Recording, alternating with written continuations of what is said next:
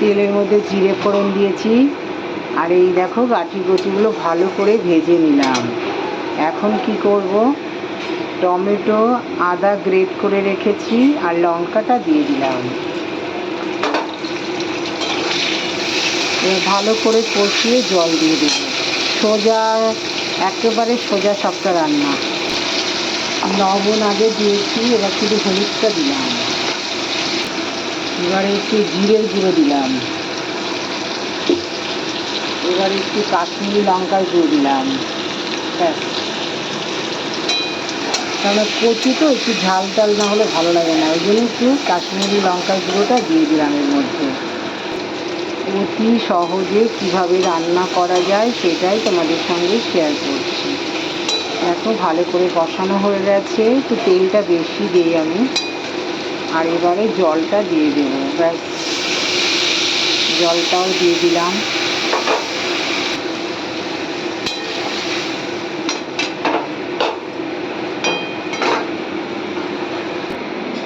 এবারে মাছগুলো দিয়ে দেবো। মাছগুলো আগে থেকে ভেজে রেখেছি। ভালো করে ফুটে গেছে, এখন মাছগুলো দিয়ে দেবো।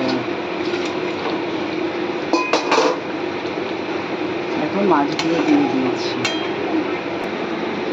মাছটা একেবারে রান্না কমপ্লিট হয়ে গেছে, আর এইগুলো না একদম গলে গেছে। একদম গলে গেছে। তাহলে আমার মাছের ঝোলটা কমপ্লিট। এদিকে দেখো লাউয়ের শুক্তো করেছি। চিমনিটা নিভিয়ে দিলাম, এত শব্দ। এবার লাউ দিয়ে শুক্তো করেছি, বড়ি দিয়ে। লাউ আর বড়ি দিয়ে শুক্তো। আর মাছের চচ্চড়ি, চিংড়ি মাছ দিয়ে, ছোটো ছোটো চিংড়ি মাছ দিয়ে চচ্চড়ি করেছি, মূলো শিম সমস্ত কিছু দিয়ে। আর শাক, এটা মূলো শাক। আর এরকম এটা হচ্ছে থোড় ছেচকি। এইভাবে থোড় কারা কারা খাও বলো? আমরা এরকম শুকনো শুকনো করে খেতে ভালোবাসি।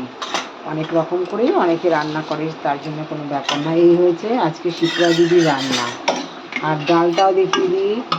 দেখো চালটা দিয়ে ডাল রান্না হয়ে গেছে। চালটা দিয়ে ডাল রান্না করেছি। রোজই আমাদের ডালটা লাগে। এ দেখো আমার মাছের ঝোলটাও নামিয়ে রেখেছি। তাহলে এই যে থোড় মাছ শুক্তো আর চচ্চড়ি আর শাক আর ডাল। ভাতটাও দেখিয়ে দিই। ভাতের মধ্যে উচ্ছে সেদ্ধ আছে।